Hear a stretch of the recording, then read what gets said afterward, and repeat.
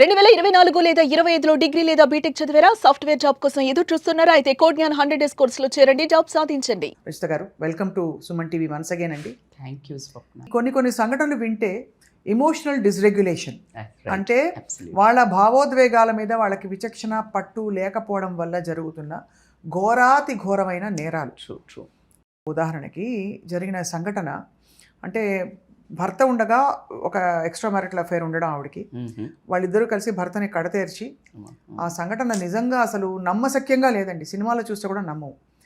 అతని మృతదేహం అక్కడ ఉండగానే భార్య ఇలాంటి అశ్లీల చిత్రాలు చూడడం, అలాంటి వైపరీత్యం ఉన్న భార్యని భర్త కనుగొనకపోవడం, అతనికి తెలియకపోవడం, అంటే ఇలాంటి ఇంతటికి పాల్పడతారని అనుకోరు కదండి ఎవరు. సో దీన్ని ఎలా చూడాలి రచిత గారు? చూస్తే ఇలా మానవ సంబంధాల మీద నమ్మకాలు పోతున్నాయి. 100%. It is not at all a gossip, ముచ్చట పెట్టుకునే సింపుల్ క్రిమినల్ కేస్ కాదు. అవును, it is something bigger than that. అంటే మోరల్ వాల్యూస్ కొలాప్స్ అవుతున్నాయి మన సొసైటీలో అనడానికి ఇది ఒక పెద్ద నిదర్శనం. ఇలాంటివి జరుగుతూనే ఉన్నాయి. సో కాబట్టి మనం ఇప్పుడు ఆ చర్చ మీద ఏదో వ్యూస్ కోసం మాట్లాడేదైతే కాదు ఇది. జనరల్గా నేను కొన్ని ముందట్లో అవాయిడ్ చేసేదాన్ని, బట్ దాని తర్వాత ఎప్పుడు మాట్లాడినా why it is happening and next అవ్వకుండా అయ్యేలాగా ఈ థాట్ ప్రాసెస్ ఏం జరుగుతుందని మాట్లాడుకోవడానికి as a counselling psychologist I will take a stand on this. So ఇంతకుముందు ఎంత బాధాకరం అంటే అది వింటున్నప్పుడు చాలా సిగ్గుపడాల్సిన విషయం అయితే ఒక ఉమెన్గా అయితే అవుతుంది. అయితే మెన్ను చేయొచ్చా అంటే ఎవరూ చేయొద్దు. అందుకే ఇంతకుముందు నేను ఉమెన్ ఎంపవర్మెంట్ కోచ్ అంటే కొంచెం అన్నా అలా మొగ్గే టైంకి ఈ అవంతరాలన్నీ చూశాక, ఎక్కడ డబ్బుల కోసం కేసులు పెట్టి తిప్పి ఇలాంటివన్నీ కొన్ని మాట్లాడాక నాలో నేను ఇప్పుడు హ్యూమన్ లైఫ్ ట్రాన్స్ఫర్మేషన్ కోచ్. అంతేనండి. It is not men, it is not women anymore. అంటే అవును, ఎందుకంటే we're fighting for equality. Right, absolutely. So let's take a stand for both the sides. Equal power means equal responsibility also. Absolutely, respect. It is powers అంటే ఏంటి మాట్లాడుకుందాం. So బేసికల్గా ఎవరో ఇన్నేళ్ల తర్వాత అసలు ఎందుకు జరుగుతుంది, చాలా అవుతున్నాయి కాబట్టికే ఇది ఒక లెసను. ఎవరైతే ఈ ట్రాక్లో ఫాలో అవుతున్నారో రెండు రకాలుగా జరిగినవే జరుగుతున్నాయి. ఎందుకంటే ఫస్ట్ వాళ్ళకి అందరు చూడకపోవచ్చు, రెండవది ఏంటి అంటే వీళ్ళు ఇలా పట్టుపడ్డారు కదా, మేము ఇలా పట్టుపడకుండా చేద్దాము అనే తెలివితేటలు అవ్వటము. ఇది ఒక ప్రేమ అనుకోవటం. ఒక 15-20 ఏళ్ళు పెళ్ళయిన తర్వాత ఇంకొక ఎఫ్ఐఆర్ వచ్చింది అంటే ఇక్కడ నాకు కనెక్షన్ లేదు, ఎమోషనల్ వ్యాక్యూమ్ వచ్చేస్తుంది. ఒక 15-20 ఇయర్స్ తర్వాత ఏమవుతుందంటే స్వప్న, నో ఎమోషనల్ కమ్యూనికేషన్ ఉండట్లా. సపరేట్ బెడ్రూమ్స్ లేకపోతే సపరేట్ స్లీపింగ్. ఎందుకంటే ఫోన్ హైజాక్ చేసింది మధ్యలోకి. అవును. సెకండ్ వచ్చేసి పిల్లలు, బిల్లులు, బాధ్యతలు, ఒకే రొటీన్. కానీ ఒక మనిషిలో బేసిక్ థింగ్స్ అనేవి ఉన్నాయి. ఆకలి, కడుపుకి, బుర్రకి. యాక్చువల్గా ఆ శ్లోకాలు అవన్నీ పూజలు ఎందుకు చెప్పారంటే, లేకపోతే ఏ రిలీజన్ అన్నా తీసుకో, that is a knowledge or brain activation. Mantras చేయటం వల్ల యాక్టివ్ ఉంటుంది. ఇప్పుడంటే చదువులు వచ్చాయి ఇవన్నీ ఓకే, రాకముందు గురించి గురుకులం ఎందుకుంది? గురుకులం ఎందుకు? బికాజ్ అవన్నీ నేర్పిస్తూ ఉంటే బుర్రని evolving. Brain is an amazing evolving organ. అవును. సో అది ఒక ఆకలి, ఇది ఒక ఆకలి. అలాగే మనకంటూ సెన్సెస్ ఉన్నాయి. అవును. అవునా? బాడీకి కూడా ఒక సెన్స్ ఉంది కదా. నువ్వేంటి ఆకలికి తీయంగానే ఆకలి వచ్చేస్తుంది. ఎక్కడైనా నీకు ఆకలి అవ్వదు, అలా వెళ్తుంటే ఏమొస్తుంది, మిరపకాయ బజ్జీ వాసన వస్తుంది. నీకు ఇక్కడ ఆకలి వేస్తుందా లేదా? అంతే కదా. బిర్యానీ స్మెల్ వస్తుంది, తినా అనుకున్న అసలు ఫుల్ ఉంది పొట్ట అనంగానే ఇక్కడ కిచకిచ అంటది. సో ఇలాగే ఒక మంచిగా ఏదైనా ఎమోషన్ ఇక్కడ ఆల్రెడీ వ్యాక్యూమ్ ఉంది, హంగర్ ఉంది. No skin touch, no love, no hugs, no this romance. Hunger ఉంది. That is an emotional vacuum. దాన్ని కన్వర్ట్స్ ఇంటూ ఎమోషనల్ హంగర్. ఏదైతే ఆ వ్యాక్యూమ్ ఉందో అది హంగర్గా మారుతుంది. జనరల్గా మనకి కొన్నిసార్లు మీకు ఇది టాపిక్ ఎందుకు నేను ప్రతి ఎగ్జాంపుల్స్ ఇస్తా అంటే మనకి బాగా అర్థమవుతుంది. కరెక్ట్. ఈ ఒక్కసారి కొంచెము ఎలా క్రాస్ అవుతా ఉన్నాం మనం బౌండరీస్ అని చెప్పడానికి నేను ఇంత తాపత్రయపడుతున్నా. సో ఇలా ఎమోషనల్ మ్యారేజ్ని ఫిక్స్ చేసుకోకుండా ఈ ప్రాబ్లం అయింది, ఎమోషనల్ హంగర్ ఉంది, కరెక్టే. మ్యారేజ్ని ఫిక్స్ చేసుకోకుండా ఏం చేస్తున్నారంటే వేరే పక్క వైపు చూస్తున్నారు. They are following into other problems. Literally మనకి చిన్నప్పుడు కథ ఉండేది కదండి, నువ్వు ఎక్కడ పడిపోతే నీ ఇది అక్కడ వెతుక్కోవాలి తప్ప అబ్సల్యూట్లీ ఇంకో చోటుకి వెళ్ళి పట్ట దగ్గర వెతుక్కోవాలి. వెతుక్కోవాలి. సో దాన్ని మనం కొనకి ఎలాగ కన్క్లూజన్ ఇద్దాం చెప్పబోయే ముందు ఇది ప్రేమ అనుకుంటారు. అయితే ఏమవుతుంది, వీళ్ళు మాట్లాడరు, ఉండరు. సో బేసికల్గా లవ్ అనుకుంటున్నది అసలు అది లవ్ కాదు. మళ్ళీ అదేంటి అని అంటే it's an escape. Love is not this point of a టైంలో ఇట్స్ నాట్ అరే యంగ్ జనరేషన్ అప్పుడు పెళ్ళి అవ్వకముందు పెళ్ళి చేసుకోవాలి, ఎక్కడో అట్లా గంటలు మోగుతాయి, కడుపులో బటర్ఫ్లైస్ పరిగెడతాయి, అలా ఒక సౌండ్స్ వినిపిస్తాయి, అదంతా fine. It happens with everybody. ఇప్పుడు కూడా అవుతుండొచ్చు, కానీ అది అవి కాదు. ఇవేంటంటే emotional escape from your boredom. నీకు బోర్ కొడుతుంది, స్ట్రెస్ ఉంది, ఒక రెస్పాన్సిబిలిటీస్ ఉన్నాయి, ఫైనాన్షియల్ ప్రాబ్లమ్స్ ఉన్నాయి, వీటన్నిటికీ నీకు ఇక్కడ అటెన్షన్ ఏం లేదు. అదే టైంలో నీకు ఒక చిన్న కన్ఫ్యూజన్ జరగబోతుంది. ఎవరో ఒకళ్ళు సడన్గా నీకు అటెన్షన్ ఇవ్వడం మొదలు పెడతారు. అంటే 20 ఏళ్ల వయసులో మనకి 50 ఏళ్ళు 40 ఏళ్ళు వచ్చినప్పుడు ఎంత అయిపోయింది, ఇంకేముంటుంది, ఊరికి ఎంతసేపు పొగుడుతురే అనే హస్బెండ్ నుంచి ఒక పర్సన్ నీకు అటెన్షన్ ఇస్తున్నాడు. అండ్ దట్ ఎక్సైట్మెంట్ నువ్వు కన్ఫ్యూజ్ అయ్యి దాన్ని లవ్ అనుకుంటావు. And you will fall in to the trap. అంటే ఇక్కడ ఆఫ్ కోర్స్ ఈ కేసులో అయితే ఇంకా అంతకంటే లెట్స్ గో ఇంటు దట్. ఎలా ఎందుకు వెళ్తారు ఎక్స్ట్రీమ్కి? Is I will talk. ఎక్స్ట్రీమ్కి ఎందుకు వెళ్తారు అంటే ఈ యాక్ట్ ఒకటి స్టార్ట్ అవుతుంది. ఎప్పుడైతే నువ్వు రిలేషన్షిప్లో ఇలా పడ్డావో, చాటింగ్స్, డిలీటింగ్ కాల్స్, ఎప్పుడైతే ఆ మైండ్ సెట్ని మారుస్తుంది. అవును. ఎందుకు అరే ఇప్పుడు నేను దొరికితే, సో అందుకని ఆ మైండ్ సెట్ దాచడానికి చుప్కే కాల్స్, లేకపోతే డిలీటింగ్ కాల్స్, మెసేజెస్, దాని తర్వాత ఏదైనా బయటికి వెళ్ళి వచ్చి ఎక్కడికి వెళ్ళి అంటే మ్యానిపులేటింగ్ స్టోరీస్, ఇవన్నీ చేయటం అలవాటు అవుతుంది. ఇప్పుడు ఒక దొంగను పట్టుకుని నిన్ను అడిగాడు అనుకోండి, ఏమని, ఏ దొంగతనం చేసావంటే లేదు నేను అసలు అటు పోలే. సో ఇలా కథలన్నీ చెప్తుంటాడు వాడు. సో అది ఏమైతుంది, ఒక క్రిమినల్ మైండ్ సెట్ వీళ్ళకి ఆటోమేటిక్గా డెవలప్ అవ్వడం స్టార్ట్ అవుతుంది. కరెక్ట్ పాయింట్ చెప్పారు. చిన్న చిన్నగా అబద్ధాలు ఆడి coming one by one step. Because నేను ఎందుకు జరిగింది, మోసము, దగ్గ, ఇలా సమాజం ఎటు, enough. Now it is not time to talk all this. So let's go one by one deeper. So అదేం చేస్తారు వాళ్ళు అప్పుడు, ఓకే నేను క్రిమినల్ తెలియదురా బాబు లోపల వాట్ యు ఆర్, ఎప్పుడు where your focus goes your energy flows. Wherever నీ ఎనర్జీ ఫ్లో అవుతుందో అది గ్రో అవుతుంది. ఇప్పుడు నువ్వు ఒక పేపర్ మీద ఏదైనా పెట్టి కాలుస్తే ఏమవుతుంది, అది మైక్రోస్కోప్ అది ఉంటుంది కదా, మనకు వేడి చిన్నప్పుడు చేసేవాళ్ళం, పేపర్ బర్న్ చేసేవాళ్ళము.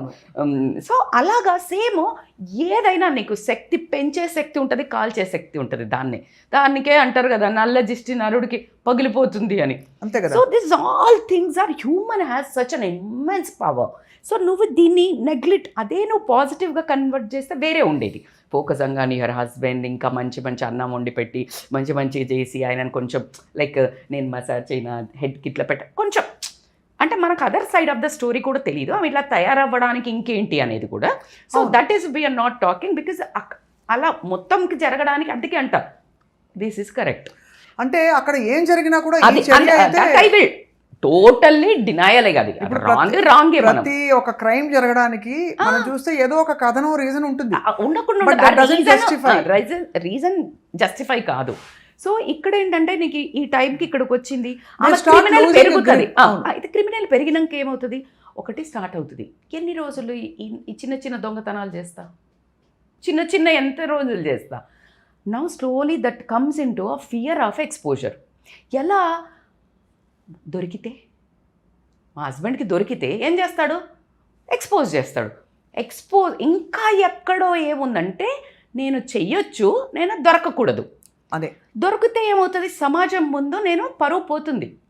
పరువు తక్కువ పని చేసినా పరువు పోవద్దు. సో దీనికి ఎవరు, నా భర్తకి తెలిసిన రోజు నన్ను తీసుకొచ్చి నా లైఫ్కి అంతం, అంతే కదా, అది ప్రాబ్లం. అయితే ఆ ప్రాబ్లంని అసలు ఇది తప్పు ఆలోచన కదా, ఏంటి నేను దొరికితే అసలు ఏమన్నా ఉందా, ఫియర్ ఆఫ్ కాన్సిక్వెన్స్ రావడం సూపర్ ఐడియా. భయం నోరు మూసుకొని ఎరక్కి రావాలి. అమ్మో ఇదేంటి, ఇదేదో దొరికానంటే నా కథ, నా జీవితం, నా పిల్లలు, అసలు ఏంటి ఇది అని బుద్ధి రావాలి. కానీ అది ఎప్పుడైతే అబ్సెషను, ఆ భయం కాస్త అబ్సెషను పిచ్చి మీద ఆ ఫిజికల్ అనుకో లేకపోతే ఎడిక్షన్ అనుకో Dopamine గిల్ట్ addiction అనుకోని అంతే అంటే ఆ గిల్ట్ ఇప్పుడు అనుకోనియండి మనకి డ్రగ్స్ లో కూడా ఇదే కదండి, అబ్సల్యూట్లీ వాళ్ళకి ఆ డ్రగ్ పొందడానికి ఎంత ఎంత desperate అయిపోతారో ఎంత దానికైనా తెగిస్తారు ఈ రిలేషన్షిప్స్ అంతే కదా ఇంచుమించు ఒకలా రైట్ చూస్తే. రైట్. సో అలా గిల్ట్ యాడ్ అయినా గిల్ట్ కూడా ఏంటి దొరికితే ఏమవుతుంది, ఫియర్ యాడెడ్ విత్ గిల్ట్ ఉమ్. అనేది మనిషి ప్రెషర్ క్రియేట్ అవుతుంది. ఆ ప్రెషర్ క్రియేట్ అయినప్పుడు నెక్స్ట్ వేరే రకంగా స్టెప్ తీసుకొని విత్డ్రా అవ్వాల్సింది పోయి ఏం చేస్తారంటే అసలు ప్రాబ్లమ్నే ఎండ్ చేస్తే ఎట్లా అయిపోయింది, ప్రాబ్లమ్ ఈజ్ చాలా హస్బెండ్. దారుణం అసలు. So then they will come into this action taking the help of and వాళ్ళ కంట్రోల్ ఉండదు, ఎమోషనల్ కంట్రోల్ ఉండదు. Then they want to end this. కానీ ఎంత ప్రీ మెడిటేటెడ్ క్రిమినల్ మెంటాలిటీ ఉంటే తను తన ప్రియుడు కలిసి అఫ్ కోర్స్ ఇక దారుణంగా ఇదే అతను స్టెప్ బై స్టెప్ విషయం- జరుగుతాయి స్వప్న. అది- ఎలా అయితే ఆ ట్రాప్లోకి వెళ్ళడానికి ముందు లేకపోతే ఇప్పుడు జరిగే డివోర్సులు గ్రే డివోర్సులు జరిగే ముందు ఎప్పుడైనా దానికి ముందు కొన్ని ఏళ్ల నుంచి స్టోరీ కుక్ అవుతుంది. అవును. ఇప్పుడు ఒక పర్సన్ వచ్చాడు అంతే, కుక్ అంటే చంపాలని కాదు, డిస్అసోసియేటింగ్ విత్ దట్ పర్సన్. నాకు ఆ పర్సన్ తోటి బంధం తెగిపోయింది. అయిపోయినప్పుడు నువ్వెవరు భర్తను చంపింది మనం అనుకుంటున్నాం, ఆమెకు అసలు భర్తే కాదు, అంతే కదా. ఎప్పుడో డిస్కనెక్ట్ అయ్యాడు. కానీ సమాజం కోసం దేనికోసం ఉంది, ఈ లోపల ఒక టెన్షన్ దొరికింది, కన్ఫ్యూజన్ స్టార్ట్ అయింది, చంపేశాను. కానీ గుర్తుపెట్టుకోవాల్సింది ఏంటంటే లవ్వో ఎఫ్ఐఆర్ఓ ఈజ్ నాట్ ఏ కన్స్ట్రక్షన్. అది నీ సమస్యలకు ఎండ్ అనుకుంటున్నావు, నీకు ఈ ప్రాబ్లమ్స్ అన్నీ ఉన్నాయి, స్ట్రెస్ ఎమోషనల్ ఎంప్టీనెస్ ఉన్నాయి, వాటన్నిటికీ నువ్వు ఎండ్ అనుకుంటున్నావు. కానీ నీ జీవితం నాశనం అవ్వడానికి అది ఫస్ట్ పాయింట్, మొదటి అడుగు. మీరు ఈ మాట అన్నారు కదా రచిత గారు, ఇప్పుడు అడగబుద్ధి అవుతుంది. ఆ భర్త పోయాడు, ఇప్పుడు ఎక్స్పోజ్ అయ్యి వీళ్ళిద్దరి జీవితాలు నాశనం. అతనికి ఒక జీవితం ఉంటే అతనికి ఒక జీవితం, అతనికి వేరే ఫ్యామిలీ ఉంటుంది, 100%. మొత్తం అందరూ. ఇప్పుడు ఇందులో మోస్ట్ విక్టిమ్ ఎవరు? పిల్లలు. ఓకే, ఒకసారి ఆ ఇంట్లో మధుర స్మృతులు జరిగిన ఇంట్లో ఇప్పుడు బ్లడ్ ఉంది, ఒక ఎక్సలెంట్ బ్యూటిఫుల్ లవింగ్ ఇద్దరు చిల్డ్రన్ భర్త భార్య కూర్చొని తిన్నింట్లో ఒక క్రైమ్ సీన్ జరిగింది.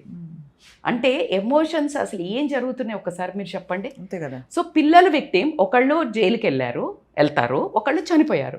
పిల్లల పరిస్థితి ఏంటి? వాళ్ళు సమాజాన్ని రేపొద్దున ఎలా చూస్తారు, అసలు వాళ్ళ మెంటల్ గ్రోత్ ఎట్లుంటుంది, కొంచెమన్నా బాధ్యత రహితంగా ప్రవర్తిస్తే ఎట్లా? నిన్ను ఎవడు కనమన్నాడు?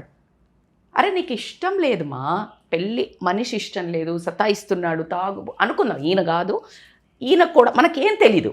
ఎండ్ ఆఫ్ మనం కిందికి వస్తే అసలు ఎలా ఏదో జరిగి ఒక్కటే మాట, వదిలేసి వెళ్ళిపోండి, నచ్చకపోతే విడిపోవడం బెటర్ అంటారు.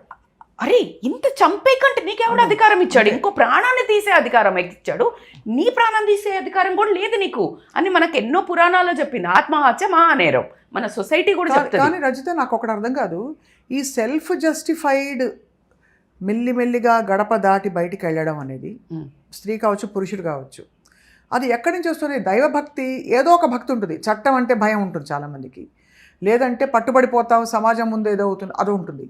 రెండూ లేకపోతే ఒక డెఫినెట్లీ ఒక దైవభక్తి ఉంటుంది, దేవుడు చూస్తున్నాడు మన పాపాలు, ఇంత పెద్ద పాపానికి నేను ఒడిగడతానా అని అసలు ఏది లేకపోవడం లేకపోవడానికి ఏంటి అంటే ఫస్ట్ ఆఫ్ ఆల్ మనం ఫోన్ని చాలా ఎక్కువ హ్యాండిల్ చేస్తున్నాం. ద బిగ్గెస్ట్ అంటే దాన్ని ఎంత వాడాలి ఎలా వాడాలి అని తెలియకపోవడం వల్ల వచ్చే ఫోన్ రాంగా, సోషల్ మీడియా రాంగా, నో. దాంట్లో చూసి అసలు నా జర్నీ, నేను 22 ఏళ్ళకి నా పెళ్ళైనప్పుడు మా అత్తయ్య మామయ్య చనిపోయినప్పుడు 2 పిల్లల్ని పెట్టుకొని ఉన్నప్పుడు ఏదో ఎక్కడో నాకు తెలియదు, గుర్తుకు లేదు, సందీప్ మహేశ్వరి అని నార్త్లో ఉంటాయి కొన్ని ఇలాగే పాడ్కాస్ట్లు చూసి the way I evolved, this is Rajitha ఈరోజు ఇక్కడ ఉంది. అది నేను కన్స్ట్రక్టివ్ వాడుకున్నాను. కానీ నువ్వేం చెప్తున్నావు? Phone phone phone no. కాకపోతే మనం చూసేవేందంటే అది చూసిన కొద్దీ డోపమైన్ హిట్. ఎఫ్ఐఆర్ వీళ్ళు ఒక నలుగురిని చూపించి వీళ్ళు ఎఫ్ఐఆర్ చేసుకున్నా జస్టిఫై చేసుకుంటున్నారు. దాన్ని మనం సోషల్ మీడియా కూడా మంచిగా ప్రొజెక్ట్ చేస్తున్నాము. ఓకే మేము కూడా చెయ్యొచ్చు, కానీ నీకు వదిలేసి చెయ్యొచ్చు అనే కామన్ సెన్స్ పనిచేస్తలేదు. నీకు అవ్వ కావాలి, బువ్వ కావాలి, నీ పరువు పోవద్దు, నీకు అన్నీ అందాలి. అండ్ మీరు దీనికి అంటే నేను చాలా ఇలాంటి సామెతలు ఎందుకు చెప్తా అంటే మన వాళ్ళు బాగా కనెక్ట్ అవుతారు. గుమ్మిలో ఒడ్లు గుమ్మిలో ఉండాలి, బిడ్డ మాత్రం బాగుండాలి, నీ పరువు పోవద్దు, నీకు సుఖ సంతోషాలు ఇలాంటివి కావాలి. ఎట్లా కుదురుతుంది? నీ బౌండరీస్ ఇవన్నీ జరగడానికి 2 కారణాలు. ఒకటి ఎమోషనల్ కంట్రోల్ లేకపోవడము, దాని కింద మోరల్ వాల్యూస్ లేకపోవడం.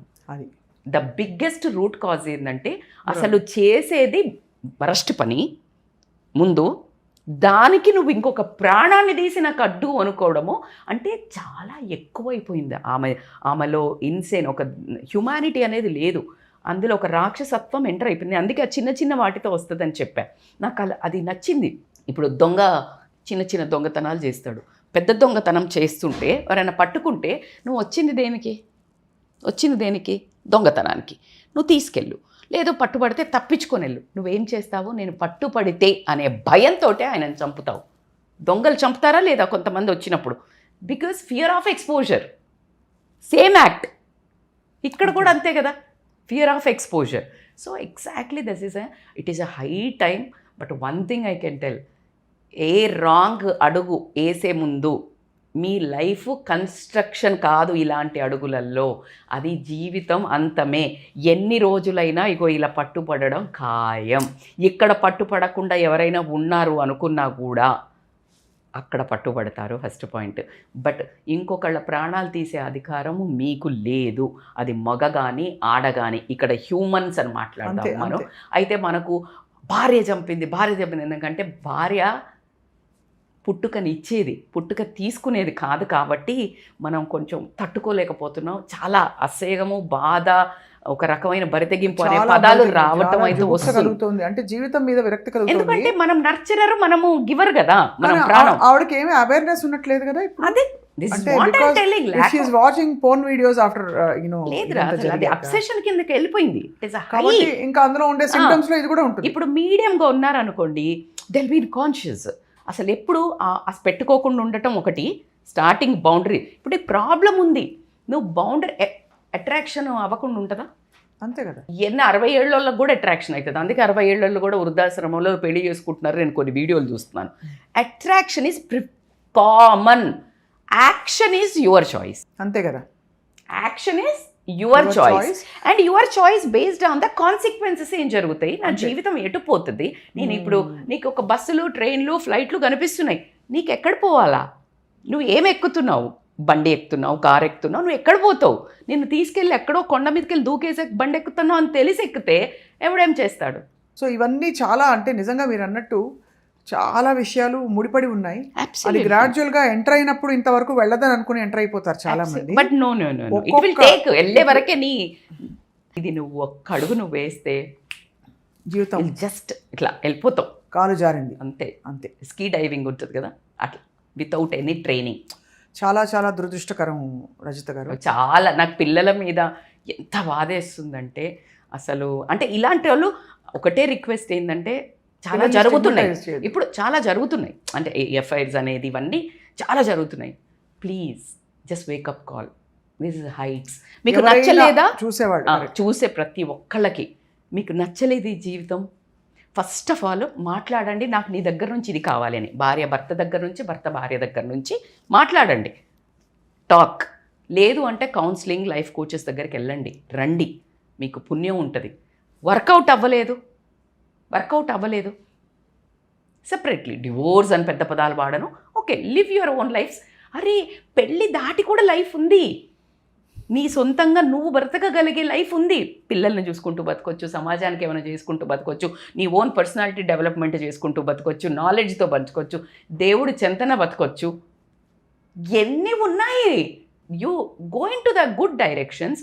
ప్లీజ్ ఇట్లాంటి డార్కెస్ట్ పాత్ని ఎన్నుకోవద్దు. పెద్ద అగాధంలో మీరు పడొద్దు, మీరు కన్న పిల్లల్ని కానీ మీ అమ్మ తల్లిదండ్రులను కానీ పడేయొద్దు అనేది నా మనవి. నేను చాలా సీరియస్గా కూడా చెప్తున్నాను. మొత్తానికైతే చాలా ఇంకా తేరుకునే ప్రయత్నంలో ఉన్నాం. ఇలాంటి సంఘటనలు జరిగినప్పుడు ఒక్కటి జరిగినా మీరు అన్నట్టు జన్మనిచ్చే ఆడది అని చెప్పుకుంటాం కాబట్టి, జన్మ తీసేసి స్త్రీలు ఇలాంటి క్రైమ్స్ చేసినప్పుడు తట్టుకోలేము. దుర్మార్గుల్ని చంపబోయి నువ్వే దుర్మార్గం అవుతున్నావు. అవును, మన అమ్మవారు చంపింది ఎప్పుడు రాక్షసుల్ని చంపింది, బట్ నువ్వే రాక్షసి అయితే ఎట్లా? చాలా very very unbelievable and it is true. Saddest thing. తప్పకుండా రజిత గారు, ఐ థింక్ ఇప్పటి నుంచి అయినా ఎవరైనా ఇలాంటి సిచ్యువేషన్స్లో కూరుకుపోయో లేకపోతే అటువైపు వెళుతున్న వాళ్ళు ఉంటే ఒక్కసారి అలర్ట్ అవ్వాలి. దయచేసి అలర్ట్, కమ్ బ్యాక్. చాలా కౌన్సిలింగ్స్ చేశాను, బ్యూటిఫుల్ ఉమెన్ ఉన్నారు. నాకు ఇలా అవుతోంది, ఇది రాంగ్ కదా అని నన్ను అప్రోచ్ అయితే కౌన్సిలింగ్ 6 to 7 సెషన్స్లో today morning also I got one beautiful message. Because of your counselling I'm just living the best life. So please we are here మీకు చెయ్యి అందించడానికి ఉన్నాము. మీరు తప్పుదారి పడకండి, అది ఒకటే నా రిక్వెస్ట్. తప్పకుండా రజిత గారు మంచి మాట చెప్పారు అండ్ చాలా రియలిస్టిక్గా విశ్లేషించారు ఇవాళ సంఘటన. వేచి చూద్దాం నిజంగా. అంటే ప్రకృతి ధర్మం కూడా ఒకటి ఉంటుంది. దీనికి ఏం పరిష్కారం, ఎవరికి రైట్. కష్టం ఉన్న వాళ్ళందరికీ కష్టం తీర్చాలని చెప్పి మనం కోరుకుందాం. థ్యాంక్ యూ సో మచ్ అండి. Thank you for your efforts. ఎందుకంటే ఈ సంఘటన ద్వారా కొంతమంది మారిన మన లైఫ్కి ఒక సార్థకత. మనం ఇక్కడ కూర్చున్నామంటేనే అది మనకి divine job. So we're doing good. I hope మీరందరూ కూడా మమ్మల్ని సమర్థిస్తారని. Thank you.